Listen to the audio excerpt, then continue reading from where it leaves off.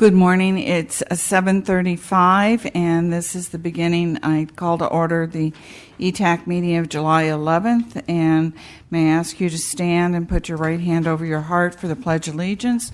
Carl, would you lead us in the Pledge of Allegiance? Very good. Everyone prepared? Let Michael get in place. Okay, we'll begin. I pledge allegiance to the flag of the United States of America, and to the republic for which it stands, one nation, under God, indivisible, with liberty and justice for all. Thank you. Okay, may we have roll call? Janelle McLaughlin is here. Carl Benninger. Here? Michael Gonzalez. Here. Madam Chair. Bruce Bauer requested an excused absence. Thank you. Michael Macris. Here. Gil Selman. Here. You have a quorum. Thank you very much. Do we have any public comments on any of the agenda items today? No, I see no public comments. Do we have an approval of the minutes here? Second it. That was Mike making the motion and Carl seconding the motion.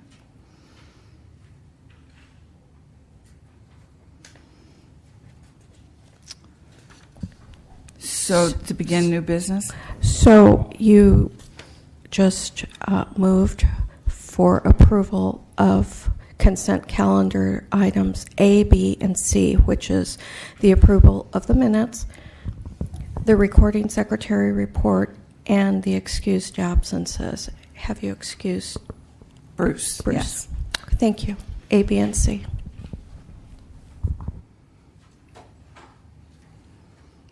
I make a motion to approve the A, B, and C of the agenda. Second.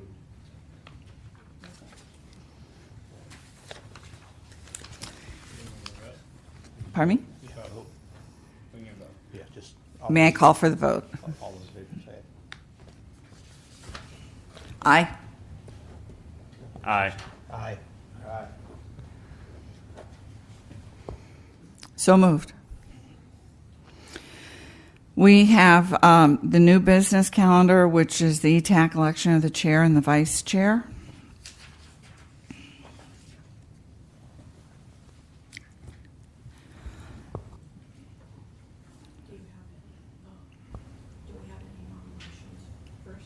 Do we have any nominations for chair?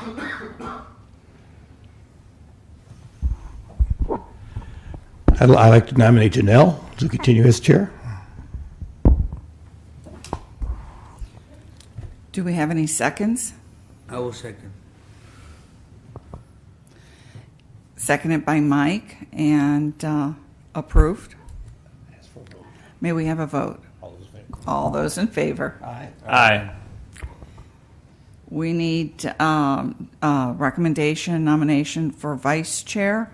I recommend Carl Benger for vice chair. All those. I'd also like to self-nominate for vice chair so that we have someone who's focused on the transportation element as well as the environment. So I will self-nominate if that's allowed. I'm not sure if that's allowed, but I can check later. I think somebody else has to. I'll put it out there that I would like to take on vice chair so that we can have. So just so we have some history, there's over the last year we've focused a lot on the environment and trees, part of our agenda. But there's a huge part, obviously we're the Environment and Transportation Commission, and I was put on the commission specifically for a focus on transportation. And between the pedestrian injuries and deaths that we've had lately and the streetcar coming and the Santa Ana Safe Mobility Plan, I think it's really important that we have someone who's in the chair or vice chair position that has a focus on transportation as well. Just to make, well, just to make it interesting, I'll nominate you. I'd like to see who's friends with who. Matthew Dacre's nominated Bill Solomon for vice chair. Is there a second? I'll second it. And he likes competition. So we call for the vote. Oh, no, we got to write it down. So how do we do this? But we have a vote for. The motion is that we have. Okay, Well, but we have two. two vice chairs. We have two vice chairs, so I can't call for the vote for the vice chair. It was seconded, so Mike moved, Bill for the Vice chair. vice chair. Carl seconded. Janelle nominated Carl for vice chair. Oh, was there a second? Yeah, I Mike might have Miguel. interrupted. There was no second. Oh, no, I think Mike. I thought Mike Miguel. seconded it. Which one? Mike Miguel. Miguel. Okay, so Did you you second? seconded for Carl. Carl. And then he also nominated for Gil. No, No, I Mike. nominated Gil. The Mike and Mike team again. The double M's down here. Well, let's try voting for both of them. Now, how we've done it on all the different commissions I've been on, when we had this, is you got a little piece of paper and wrote the guy's name down, so, so nobody know who voted for anybody. Yeah, much better. All right. Okay.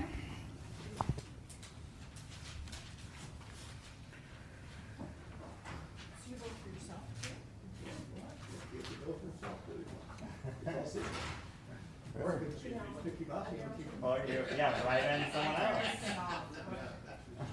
go ahead and announce what we're going to do. We are going to do a secret ballot. We're going to do a secret ballot on a piece of paper and collect the ballots, and the secretary will read off. And the choice. And the choices: Vice Chair Carl Benninger or Gilad Samon, if that's proper. That's a very, very fancy way of saying it. And then fold them up when you're done.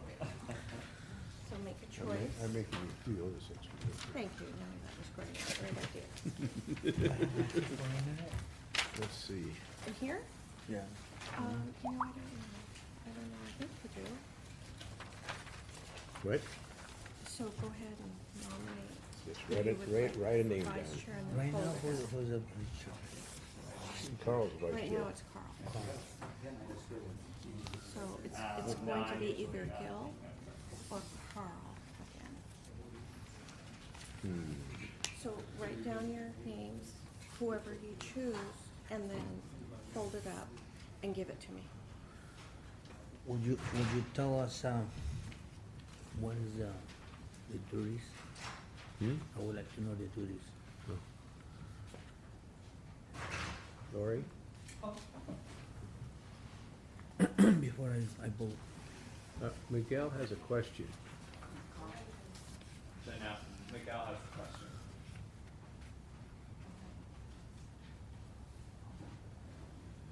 Ready to ask? Lori, will you collect the ballots for us, please? Hold it. I think he'd like something answered before the ballots. Go ahead.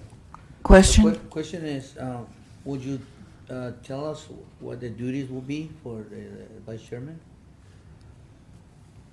Basically, to assist the chair wherever necessary be.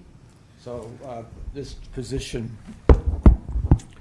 can fill in in the chair in case of the absence, or can be assigned different functions. So, for example, as in this position, I headed an ad hoc committee trying to get transportation back in here with this. So those are kind of the functions of the vice chair. And the vice chair attends the pre-meeting with the chair where they meet with staff to figure out what the agenda is. Okay. Sure.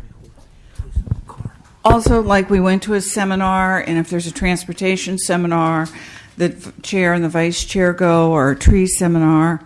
And again, we meet with William before all meetings to establish the agenda. And we had a separate tree committee at one time, and the vice chair can decide to go to the subcommittees or a bylaw committee and represent. Okay. Good question. Thank you. I guess.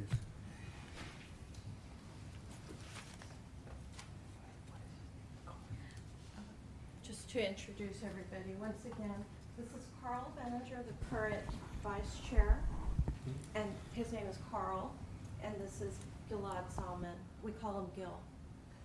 Salman. I can understand why. Okay,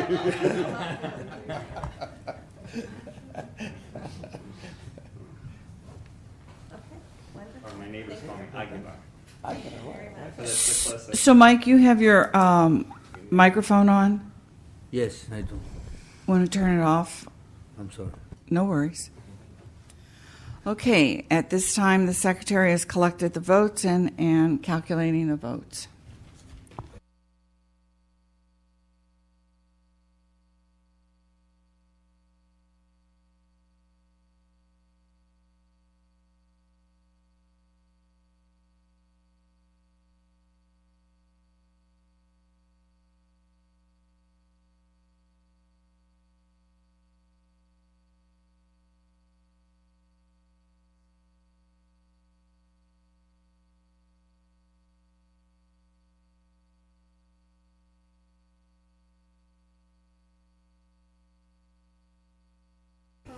The vice chair.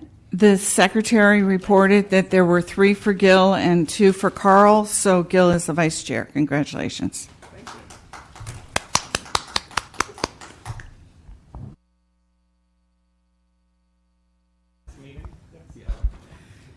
So that is the August 8th meeting that will go into effect. Okay, so number E on the new business calendar, the discussion of the revised funding among the tree requests. Each of you, I've made copies, and this is documents that we have had on file previous, and this is the 4-page. If you look at it, it says City of Santa Ana Environmental and Transportation Advisory Committee at the top, and it says to the City of Santa Ana Elected Council. This document, and there's a little paragraph there that is a clarification that under Municipal Code Section 38-184, the duties of ETAC shall consist of acting in an advisory capacity to the City Council in the study, review, and recommendation with regard to the removal, planting, replanting, or disposition of public trees along city streets in the public right-of-way. On July 5th, this was presented to the City Council by Carla and myself. It was presented to the City Manager on June 19th. And this is the subject of the revised request for supplemental funding.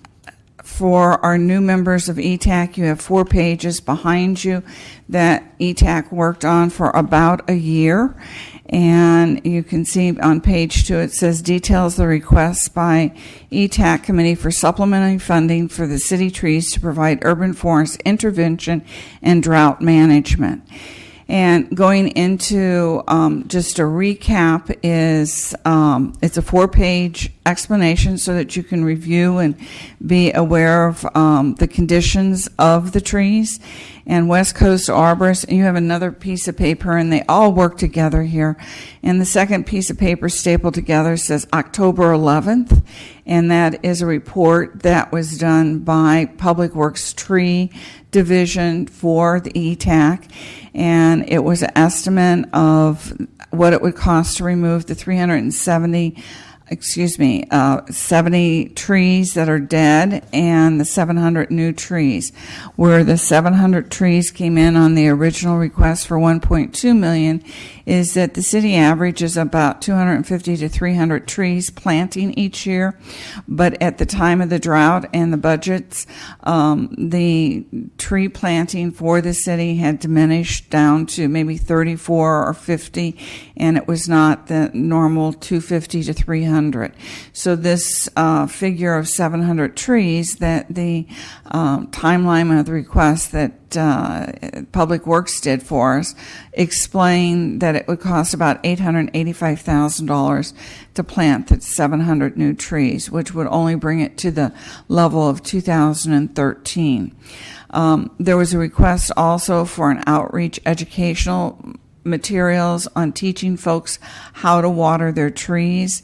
There's a recap there that we have $61 million in tree inventory, and the basic is the parkway trees are the ones that are along the side of the sidewalk, which we have about 47,000, and the median trees are about 2,000, with a total of 49,000 trees. And that goes into the original 4-page report that we supplemented and presented to the city manager. Upon review of that in detail, is that it was presented, and I'm going to go back to the first page because this is reading material that we've had before, and I made copies for our 2 new members. So we presented this to the city council, and we stated that we were presenting because we reported directly to ETAC, and at this time there's no clear direction on how we report to the city council. There's no clear direction. When we met with the interim city manager, we asked, how do we report out to the city council? And at this time, there was no directions that she gave us. She said she would look into it and work on it.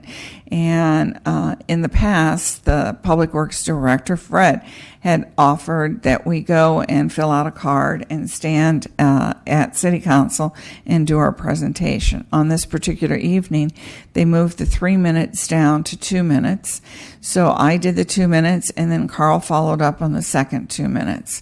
And we explained to council that we did have a huge investment of the $161 million, and that we originally asked for the $1.2 million, and we understood that there was a budget concern.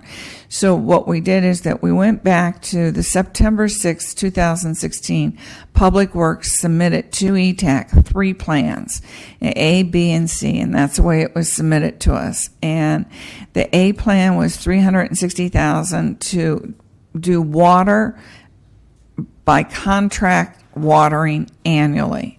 Plan B was $210,000 for the staff to take the truck and water annually. Our Plan C was $275,000, and that was to retrofit the existing system to a drip, and that was a one-time cost. So Carl did present to City Council explaining that ETAC voted on the C plan and saving money for the city, and that it was a one-time cost. The request was to remove the blighted trees throughout the city, which at this time we had record of 286 dead trees and a cost of $74,000. Then we revised, not asking for any money for outreach, but we did ask for using all free methods of outreach to the community noted on page 4 of the original report. So, and it was just a recap at the end that said attaches the original report that serves to provide an update to the City Council and the entire Santa Ana community on the findings of the latest tree assessment, and provide information for the City Council to make policy decisions to preserve the urban forest and manage the impacts of the drought conditions and regulations. I think what also I'd like to include in here is that West Coast Arborist is the arborist that the city has a contract with. And in your October 11th report from Public Works, it explained that West Coast Arborist was doing an inventory. So this year, for the first time, we have a GPS inventory system of each and every tree. So we know if that tree is healthy, if that tree has in poor condition, or if the tree is the most beautiful tree you've ever seen. It's all on a GPS system. So I'd like to cover that in the discussion and ask for the report to be part of our minutes and our records for the secretary to submit our presentation to City Council, as well as the voted on presentation of the $1.2 million. Any questions?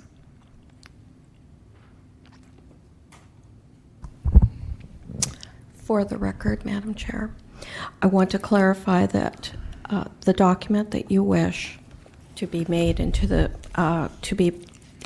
made a part of the minutes is the document entitled "City of Santa Ana Environmental and Transportation Advisory Committee," and it's dated July 5th.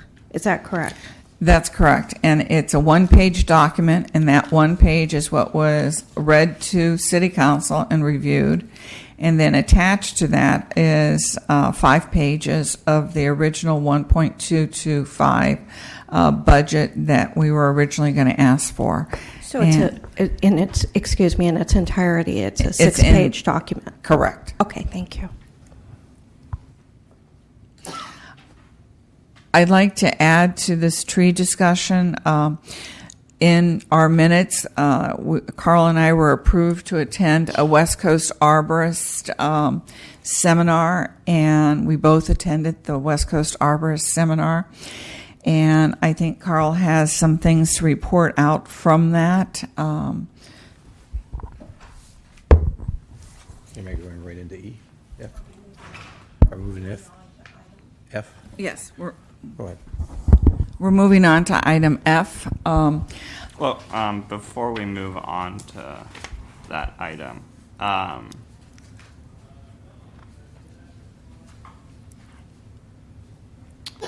so a couple of questions.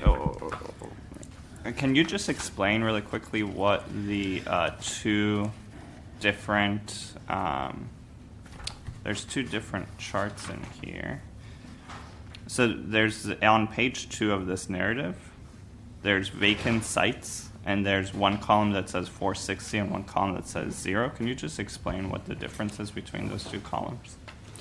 I also would like to report out for this city manager meeting, too, that went with this. Gil, what page? 2. Page 2, one column says 460 vacant sites, and that's for new tree planting. No, just what are these two columns representing? So there's no column headings or anything. And so it just says... So then it starts here in conclusion of the survey. The total trees in the city parkway medians was 49,702. This number does not include trees in the parks or other open spaces. Mm-hmm. So 62% are in good condition. And then it went down. So is this what we'd like to get to? We would move from 49,702 to 50,532 once we add in the vacant sites, the stumps, and the deads that are replaced. No. Okay. May I explain? Yes. Thank you. I see your confusion, Gil. What it's saying is that the trees, the vacant sites, the stump and dead trees, they don't count towards the tree inventory. Right. So we're not saying that if you fill those, this is what the inventory. We're not trying to get back that inventory number. All we're pointing out that those stubs and dead trees are not counted in the live inventory of 49,702 trees. I understand. Okay. And where did that initial 50,000 inventory number come from? Was that from the GPS survey? That came from Public Works, from the GPS survey. Okay. All right. Thank you. And in actuality, when we were at West Coast, we learned that the city has to update the GPS. They manually have to call into West Coast or present a report to West Coast and submit and say, we've removed these 84 stumps. We've had 44 trees fall down in the storms, and that those numbers are not automatically. No West Coast person goes out to do it. It's the responsibility of the city to go out and do it. And then, sorry, I have another question, Madam Chair. At what meeting was the revised request voted on? The revised request was not voted on in the meeting. It was submitted at the pre-meeting, and we were advised by the city, since it pulled out the number within. We submitted the 1.2 to the city manager. And then it was recommended that we look at the watering ability for the median trees.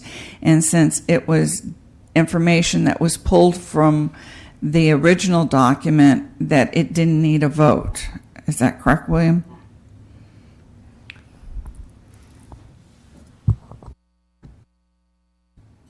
I believe at the pre-meeting the discussion was that if that part of the watering funding was brought back to ETAC for a vote, the critical timing for submitting something for the budget, which was under consideration, would be missed. And so the discussion was that perhaps the watering funding could be highlighted. So it wasn't necessarily that the $1.2 million was not part of the package submittal, but that the amount for watering was being highlighted in order to save some of the trees. And so it was a decision that, again, if it was brought back to ETAC, that would have been delayed. And, of course, the budget was adopted back in July 5th. So it was a key timing for that information to be highlighted and presented to the City Council. So it sounds like essentially the request was the same, but that there was a highlight around one piece of the request. Correct. And that it's almost like the options that are often given to the City Council. A would be the whole package. B would be this one specific part of the package. So I would hope then that we edit this document so that the minutes reflect that the request wasn't revised to the City Council. The word revise. Revised request means Right, I absolutely agree. Yeah, we had today's request in there. We had different words in there. So, yes, I absolutely agree. And then just spelling note: the informed residents should be RESIDENTS rather than. All right, and then other than that, I appreciate the two of you going to the City Council and making sure that the recommendations made here were heard by the Council. Fastest 4 minutes you ever saw. I'd like to just kind of go back to the West Coast Arborist for a minute. It was a presentation, and at that was other city commissions like ourselves. At that were Public Works people. They were city council members. It was Orange County supervisors. It was a mix of, I'm going to say, maybe 50 people. Yes. And we were brought through their whole systems and reviewed each and every technology they have, which was very impressive.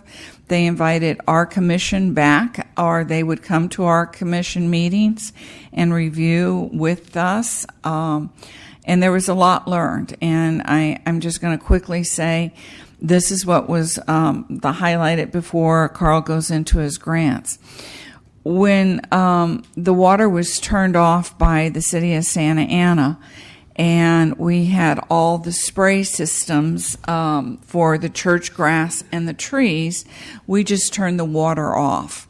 And what we learned at West Coast, cities such as Brea, Claremont, Pasadena, and other cities went, and when they turned the spray water for the grass off, they did the roping of the deep drip system around their major trees, exactly like you have here at the Civic Center around these buildings that have the drip system.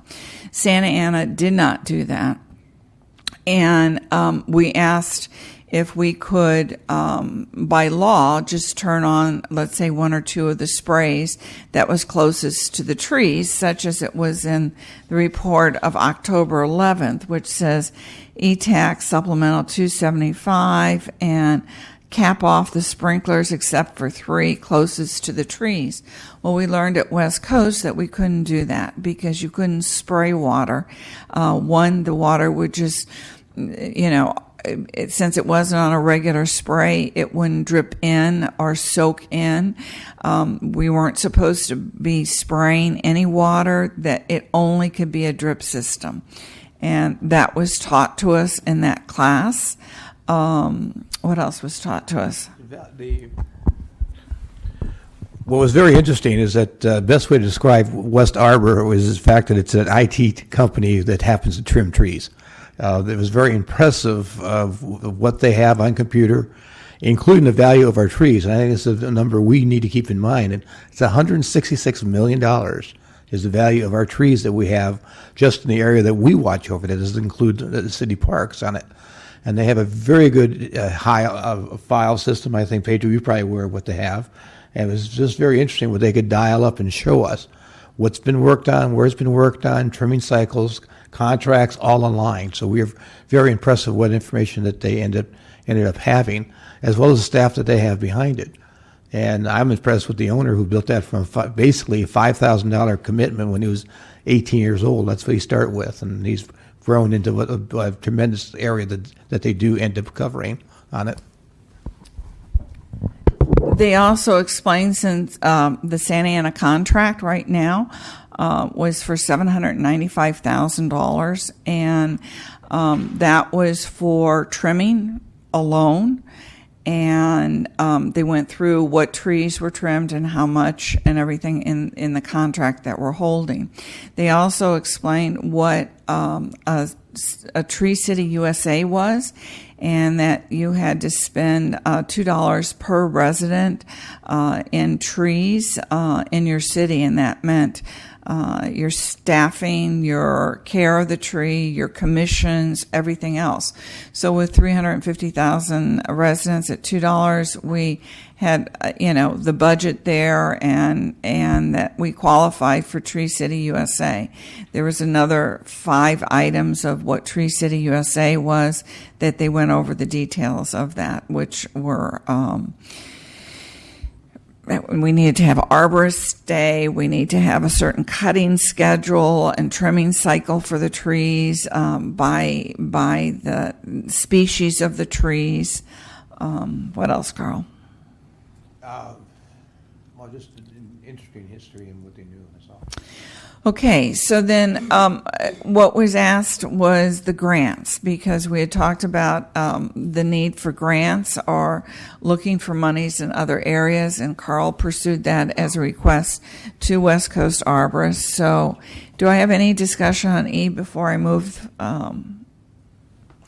So I'd like to close E and open F to Carl.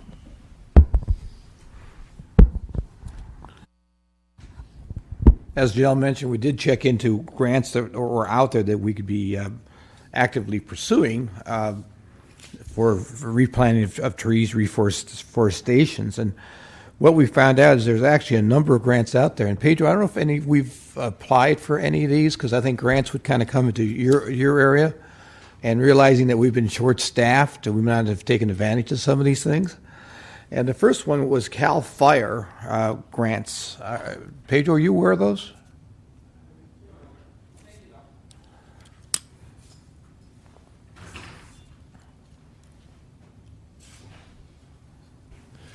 Good morning, members of the committee.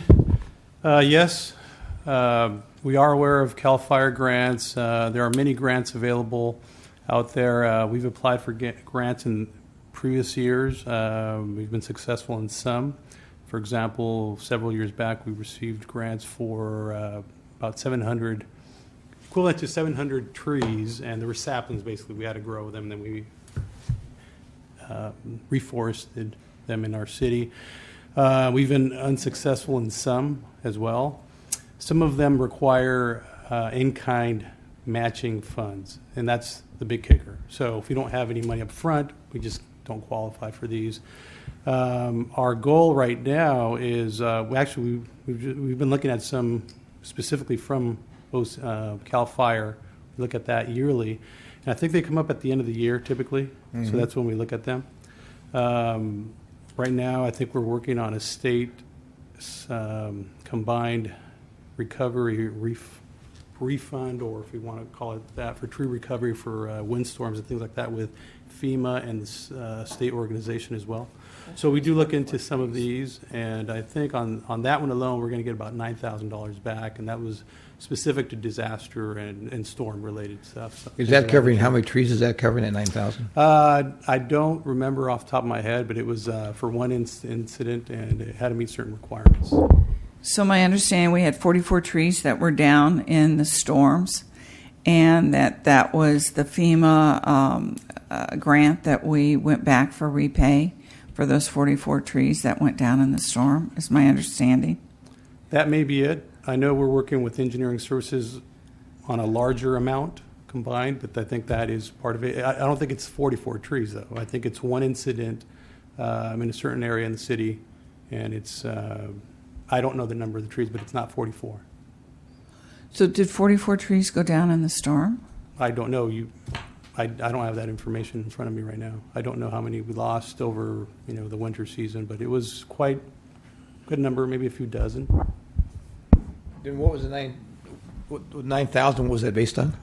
That was regarding one incident, and it needed to meet certain requirements within the state and FEMA in terms of disaster recovery.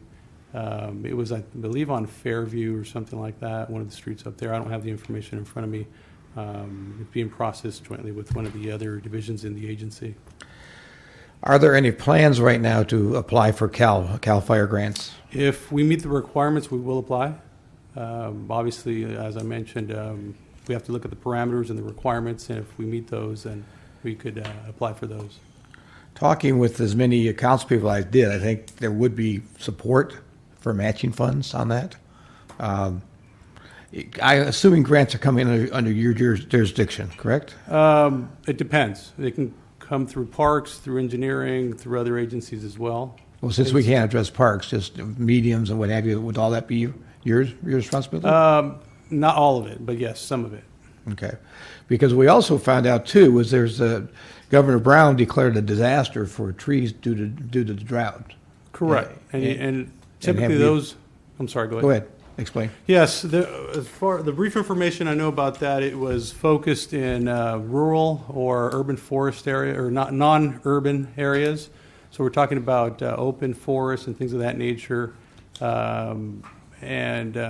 We're in an urban setting, so there really wasn't much focus in urban settings, such as Santa Ana. At this point, that's all I know about that. Okay.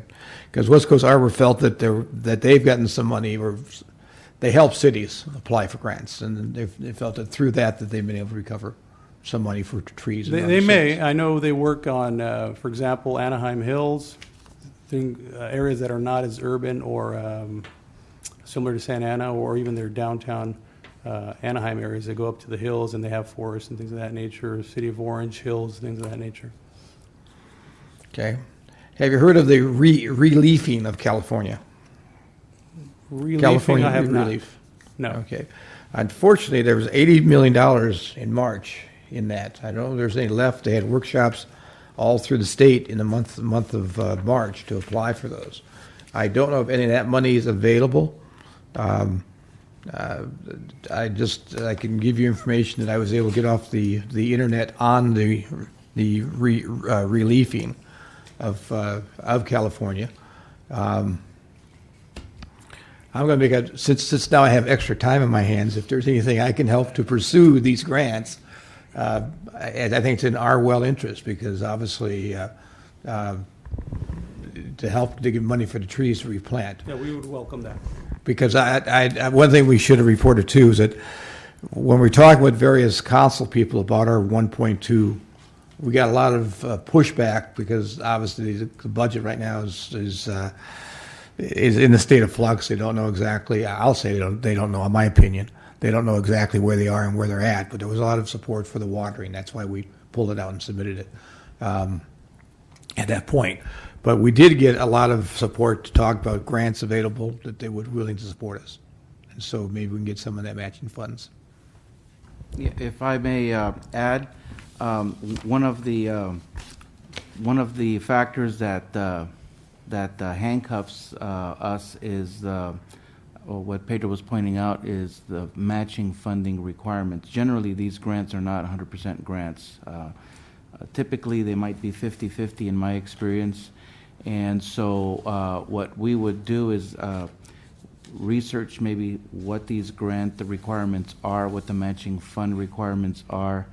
And the good news is that with the SMART funding that's potentially going to be available for streets, our street standards would include traffic safety, but they would also include trees and greenery and environmental benefits.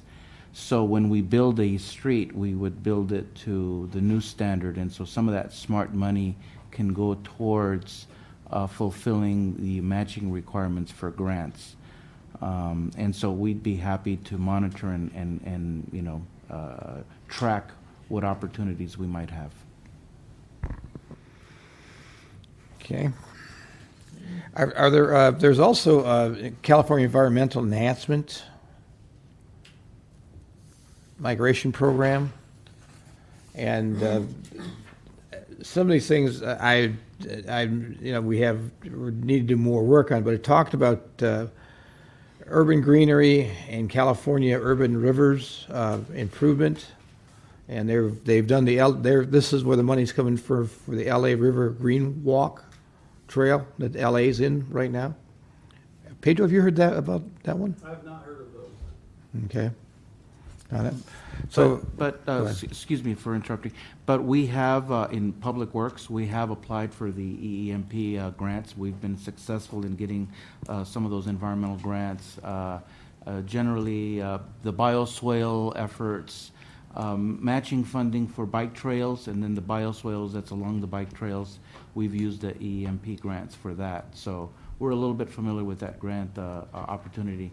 And so we'll see if there's any tree opportunities specifically under that grant. Is there some spot or somewhere in the city that we can look to see what grants we've applied for? Is there a grant log, let's put it that way? We maintain a grant log in Public Works, and typically the city manager's office or council will ask for a summary of the grants that we've received or that we're applying for.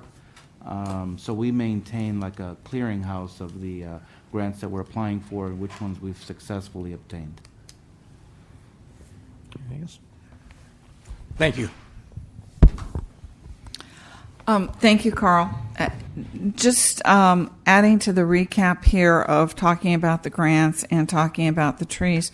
When we met with the interim city manager, she was very respectful to us, very interested, asked incredibly great questions, was impressed with the details of the work that we submitted to her, and she made a commitment, and she made a commitment to ETAC that, you know, going forward in terms of adding monies to the budget, that we would be involved in that decision-making process, and that she would pass that on to that information on to the new city manager, and was very, very supportive coming from that position. We also explained that we did not have a venue to report out, and she said she was actually looking into that while she was here. And she said she had another 3 months of her 6 months, but her contract was 6 months, and she really wanted to go out 2 months short and get a replacement, but assured us that she would transition for us and recognized us as an important contribution. And she was very familiar with city-based commissions, so that was very refreshing. Anything else? I have a question around the grant opportunities. So, I know Corey has been very successful in receiving some of those grant funds. Who at Public Works works on grant funds that are not active transportation related? I think we all, it's a team effort. One individual that's it's not directly active transportation. He happens to work with Corey, Zed. Zed works on quite a few grants. Jason, in charge of design, works on a few grants. Even under construction, the EEMP grants that I was referencing, some of those grants have been done under construction, the construction division. They have some environmental annual reports that they work with, and so they're familiar with the EEMP grants. So it's a combined effort. Zed is the individual that tracks and monitors all of the grants. So whenever, say, Jason successfully secures a grant, he'll send that information over to Zed, and then we'll put it on our log. Got it. Yeah, because in addition to all the grants that Carl mentioned from West Coast Arborists, there's the Parks Bond that's coming up for vote in 2018, and that's going to include all sorts of climate change funding, as well as parks funding. And so I want to make sure, it seems like not just here in Public Works, but all over the city, we're missing grant opportunities. And I don't know if we're just not competitive enough, or maybe we need to talk to the council about, making sure that money is going to be available if we make that grant request, the in-kind matching. But I just really want to make sure that we're not missing out on all those grant opportunities, especially with some of the bonds that are coming up in 2018. So it's good to hear that there's some more eyes on it. So that ends our, Pedro, is there any other things that you want to add of activities that are going on right now? Because you had mentioned that the 84 stumps that were on these reports have since been removed. I can report back that I think the 200 and something trees that were identified as dead have been removed as of a few months ago. So that $74,000 that you needed to remove in the new budget, you've spent that $74,000 removing those 286 trees. Is that what I hear from you? No. What you're hearing is that this report, as you mentioned, was prepared about a year ago, if I'm not mistaken. Yes. Existing staff was assigned to remove this in-house. So we don't have additional staff. When we reassigned, or funding them, we reassigned staff to focus on this effort, and something else was not getting done. So we reassigned them. We don't have additional funding for this effort. So I think the information that you had here in the document was, at that time, what would it cost to remove them at that time? So we reassigned staff to focus on that effort. So throughout town, we have trees that are cut maybe 5 feet of stumps left. And I know, just driving around, is that there's like 8 dead trees on Oakmont. There's 6 dead trees on Victoria that haven't been cut. Correct. So the trees identified in the document you're speaking of have all been removed. The 286. Correct. All of these trees that you've probably seen around town, dozens of trees or a few dozen, whatever the number is, those are new trees that have either succumbed to drought or disease or what have you. But those are normal operational removals. So may I make a formal request? Could, since you have the GPS and everything else, can we have a list of the 286 trees that have been removed? That were the dead trees? Because we have the GPS that West Coast showed us by location of our dead trees. And then can we have the list that you have cut those 286 down? Is that those are two We'll look simple into that lists? request. As you know, it's a live data platform, so we'll try to locate the original 260 or 70 trees, whatever that number is, and we'll provide that information to you if we can. Absolutely. Would that be possible that we agendize that for the next meeting? I can't commit to that at this point, but we can provide it to you once we have it.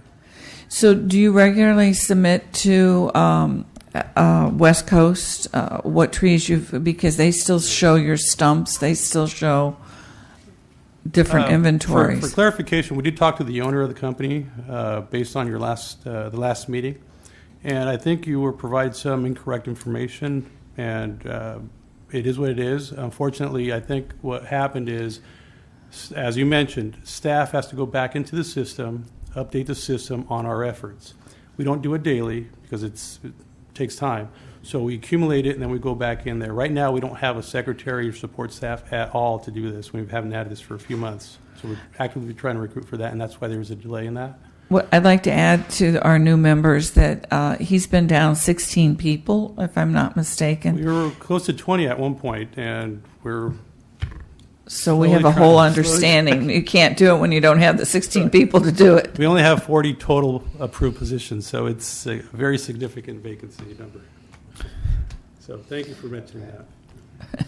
Well, I'm also going to mention West Coast Arbor talks that they work very well with you. So They are absolutely great service partners, and we meet with them, the vice president, regional manager, about every 2 weeks, at least once a month, here at the city, and in the field as well. And the owner has been great. He has a long history with Santa Ana, and as you mentioned, he started from a gardening business essentially years ago, and he grew it up to one of the biggest West Coast arborist companies. $100 million operation. Correct. But they also, we didn't just talk to the owner. I mean, we had our Santa Ana rep there. We had our district Santa Ana, manager there. We had the marketing person. So it was not just conversation with the owner. So, anything else? Any further questions on? as long as I have people here, maybe ahead of myself, but there was some activity on MacArthur between Rate and Harbor. There's a medians there that has palm trees. Are you aware of any work with irrigation in that area? On MacArthur, I am not at this point, but we could look into that. Yeah, they had. I was going to pick up a broken car that was getting the head fixed, and I walked by and I was amazed. They had PVC pipe and they were stringing pipe and cutting into it. And I know there is a water district, non-Santa Ana, that has some water utility lines around that area and some sewer lines, I believe. So they may be working in that area. I did go back the next day and look to see if they put drip. They obviously didn't understand my questions. I think I scared them when I started asking questions. I don't know what they ended up doing there, but they spent a full day. Yeah, we'll look into it, Carl. Yes, Mike. A small question. Turn on your microphone. It is on. I Thank you. think it's on. Being in downtown now for 83 years, the tree that is donated to Mr. Sycamore that he supposedly climbed, which is a bogus story. I mean, he did climb a tree, but it wasn't that tree. That tree is bad on Fifth Street between Broadway and Sycamore. You're talking about the Founders Tree? The Founders Tree. And everybody comes into us because we've been there for so long. What are they going to do with that tree? You know, Spurgeon, excuse me, Sycamore. That's the tree. Spurgeon climbed that tree. And I go, well, he didn't climb that tree because there used to be a 2-story buildings in there. But anyway, is there anything going to be done with that tree? Because I know there was a problem because Famebarks owned the property. Then they donated it to the city for that, and then the city gave it to the county for the monument. So nobody says they're responsible for it. Do you know which tree I'm talking Is about? this on the southwest corner next to Macri's? That's me, block? Macri's. Yeah, correct. Correct. So Yeah. it's behind you there. Yeah, right behind us. Is the tree in the parking lot? It's, and then yeah, it's- you would say it would Yeah, technically be in the parking lot. Yeah, at this point, we don't maintain it, so we don't know what's going on with that tree. We don't even know who the property owner is. As you mentioned, there's been some. Well, Over Paint the Bars years, own the yeah. property. Yeah. And they lease it to Diamond Parking. Correct. I've seen the. No, they lease it to Falis Paredes, who Falis Paredes leases it back to Diamond Parking. So, I mean, we could talk to our planning folks. That's an on-site request and see what they can do with the tree. I can also just let you know that there's been some community engagement work that's Oh, I know. happening around that tree to create some sort of art project. yes, and I know that, yes. Yeah. Yeah, so I mean, they're trying to involve the tree into projects. But the tree, if you go by, you look at it and you go, what in the God's name did they do to that tree? But anyway, so I've asked my question. Thank you.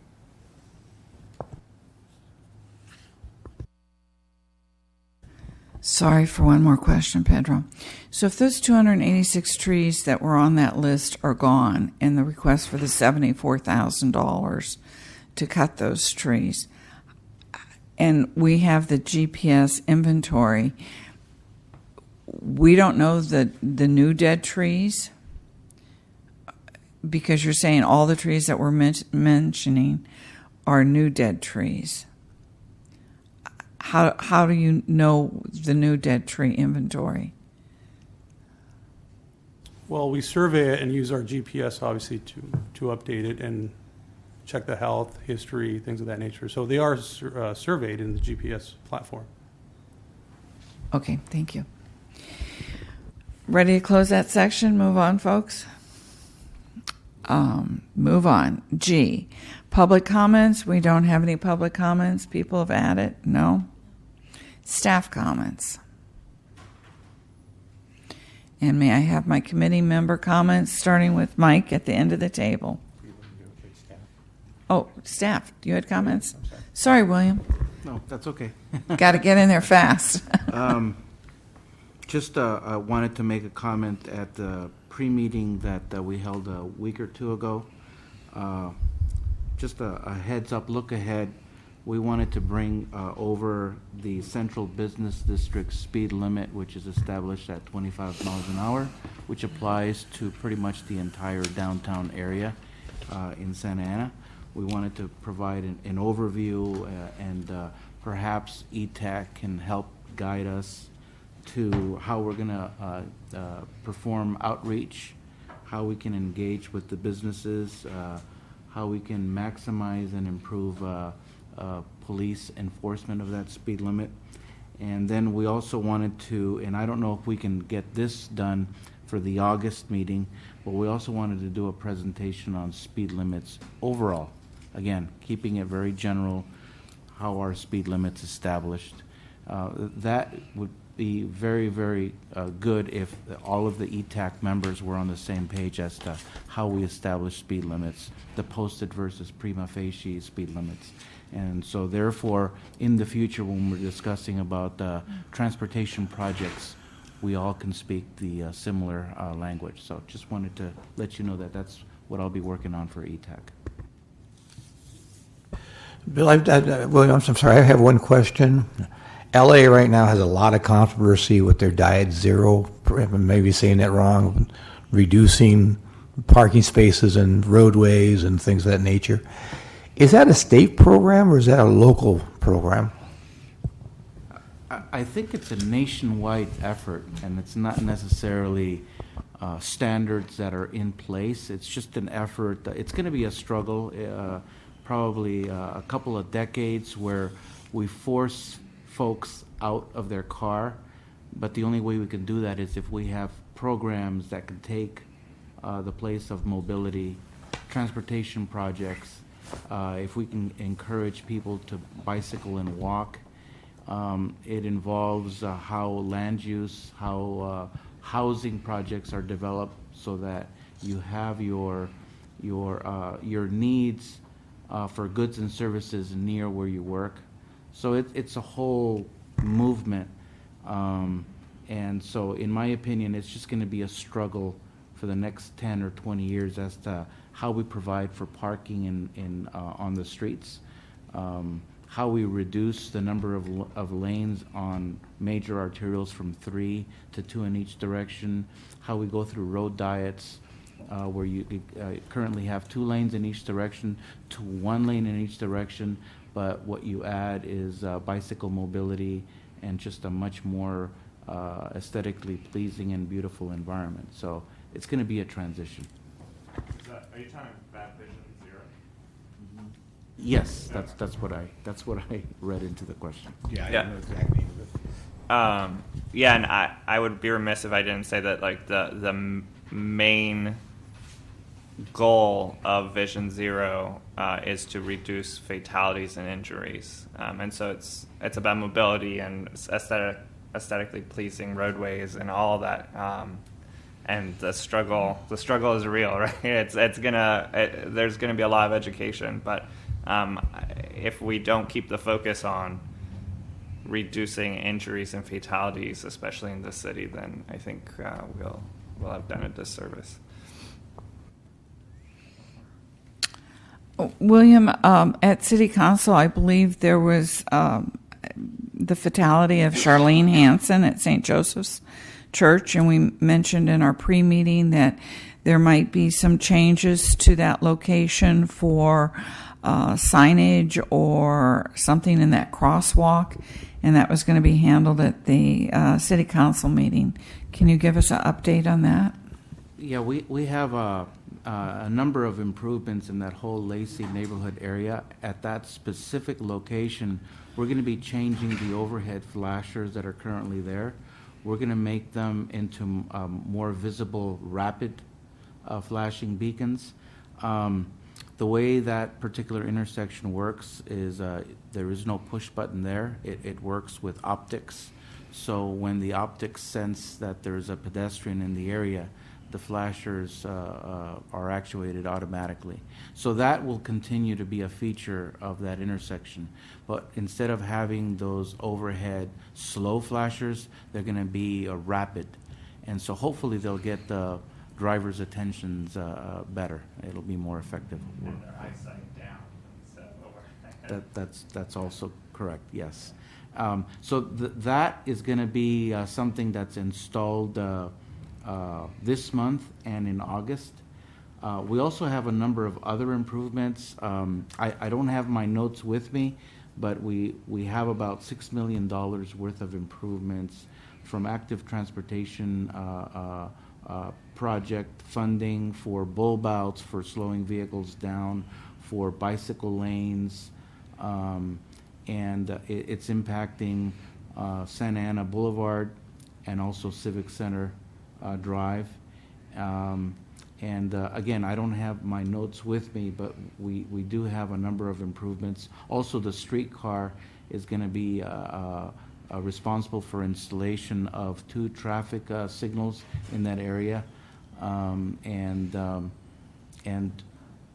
I can't think of anything else, but I think that's the main 4 or 5 projects that I have in mind that I'd be happy to provide ETAC with a summary of those projects at our next meeting.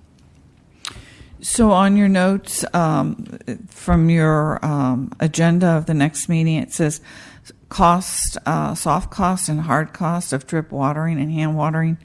Don't know what that is.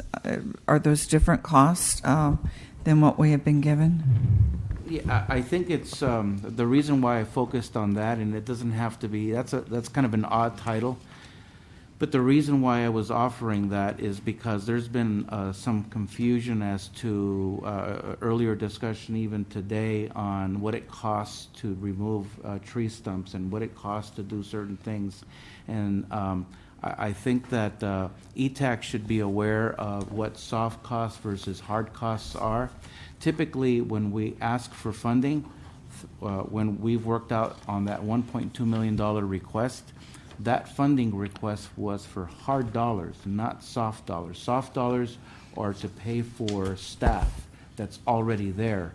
So The fact that Pedro spent, let's just say, $100,000 in removing tree stumps, those dollars were not specifically hard dollars. Those dollars were going to be paying for staffing that's already there. If they weren't removing tree stumps, they'd be doing something else. So those costs are there nonetheless. So when we deal with grant funding in the future, we always need to be talking hard dollars. You want to make sure that if we get a grant for $300,000 and it requires $100,000 in matching funds, that we have a $400,000 package worth of real dollars for real improvements, kind of like on a one-time basis. So that was part of what I wanted to describe in that.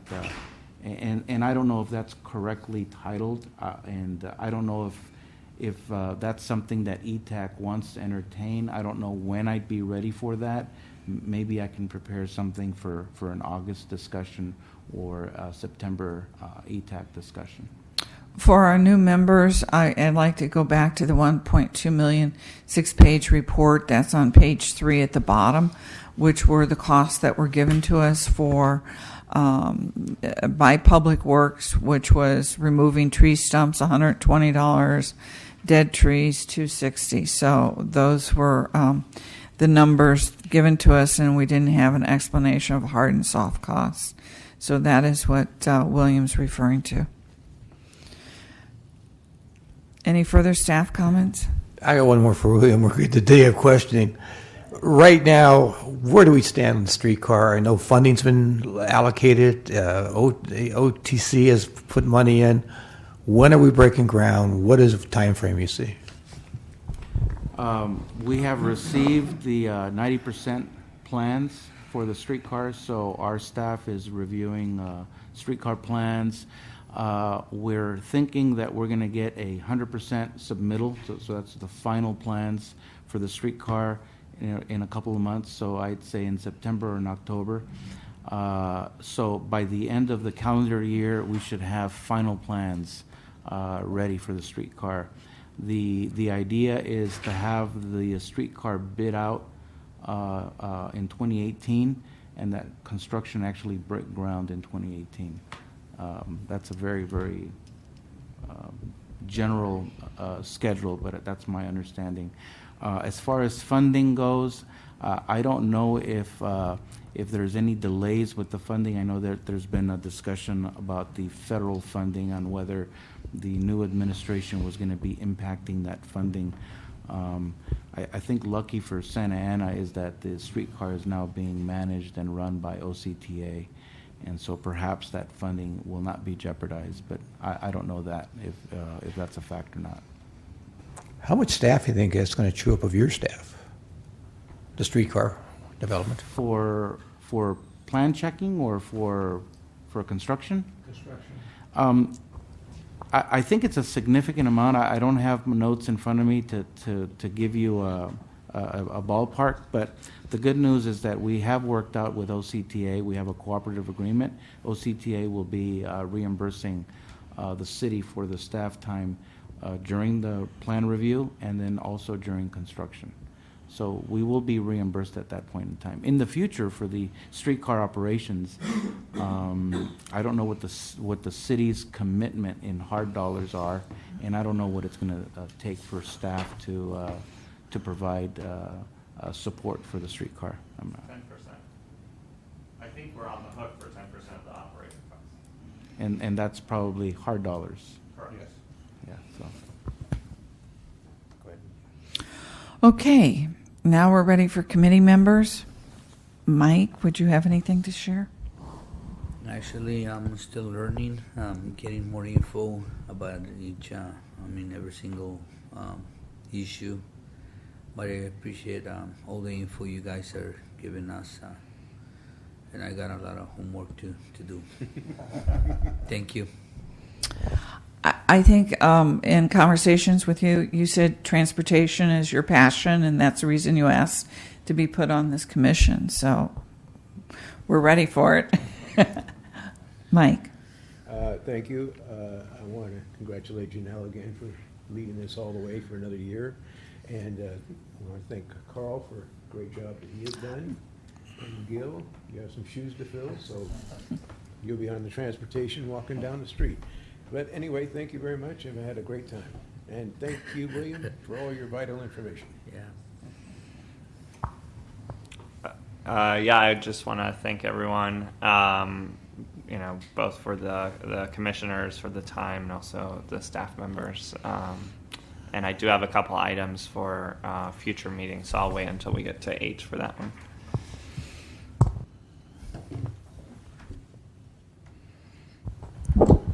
Well, I'm very glad the new members are here on time. That's fantastic. Holding meetings. I do want to thank everyone for their support that I've enjoyed. I also want to just point out something that I did the other day, which, we have so many jewels in the city that we overlook. And this was at Santa Ana College, and that was the planetarium. Little building off towards the side, but it was a great 2-hour show for $7, and I learned an awful lot in our world, actually, in that, and tremendous little planetarium. I just didn't know it was there on it, that they have that over there. So I just encourage, maybe when your boys get a little older, that'd be great for them to end up going, but that was fantastic on it. Everyone survived July 4th. I don't know if we had any tree damage like last year or not, or what have you, but it was, you guys, I mentioned that, you guys shake your head. I believe we had some private property trees go up. Oh, did you? Yeah, not city trees that we're aware of yet. Oh, were those palm trees that went up? Yeah. I got education last year on palm trees and the oils they carry and the dangers they are with fireworks on it. They light up. Yeah. So thank you. That's all I have. Thank you. Okay, I'd like to remind, we do have a subcommittee of trees, so we don't have to bring as much tree information to ETAC coming forward. Carl and I and Gil are on the subcommittee for trees. And prior to that, we had a bylaw subcommittee, so that has worked well to have meetings that we bring information forward. I'd like to really thank Carl from bottom of my heart for all of his support, and most important, his wife. And I say that is because when I say, do you want to have a subcommittee tree meeting?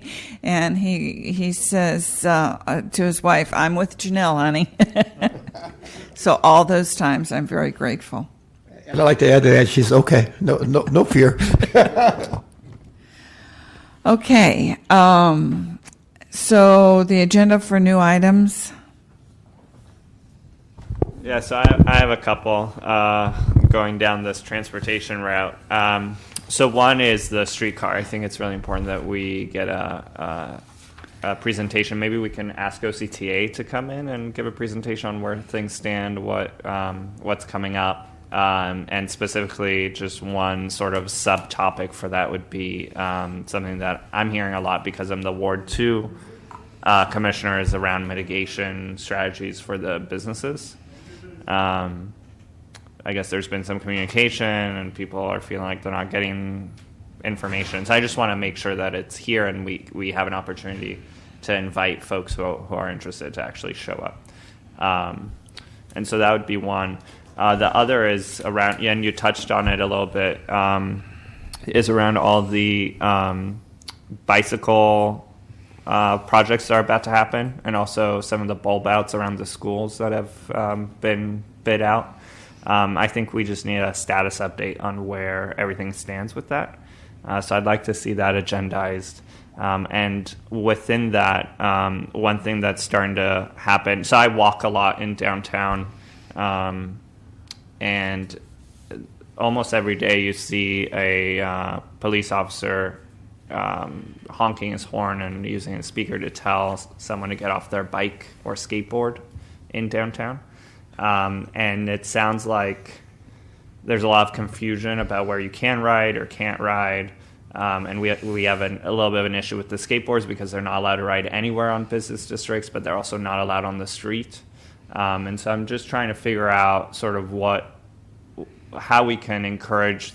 We're out there in the community saying, active transportation. But then we're saying no bicycles on the sidewalks and no skateboards. And so I think we just need to start digging into that and figuring out what we can do.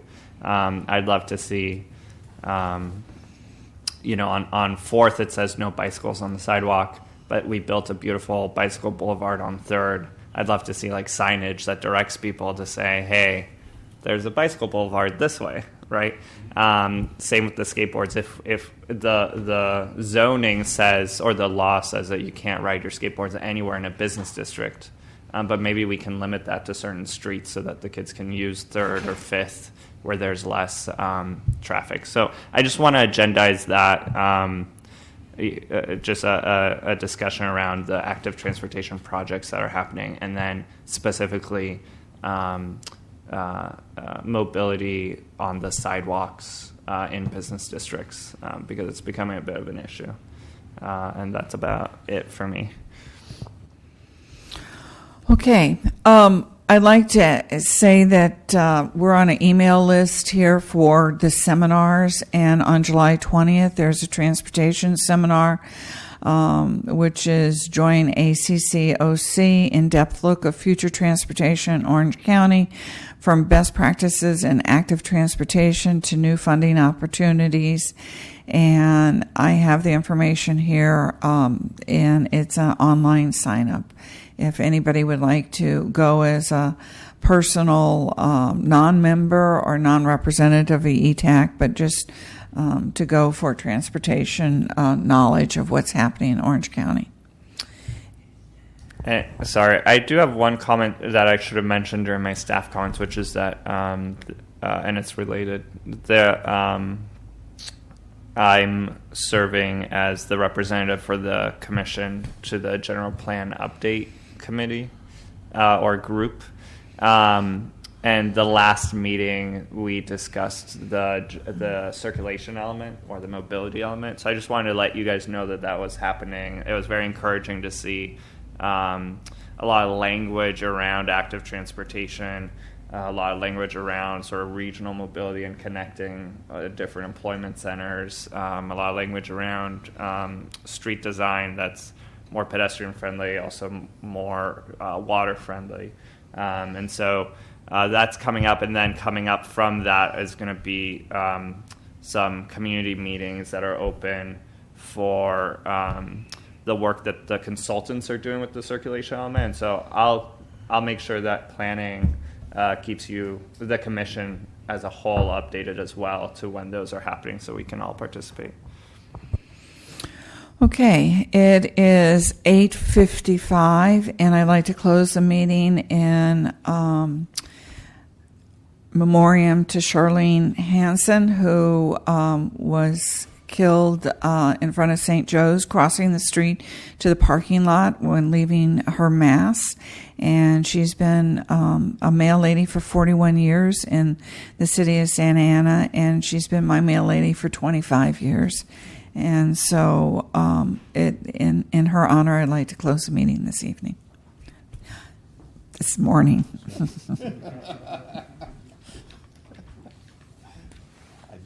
Thank you.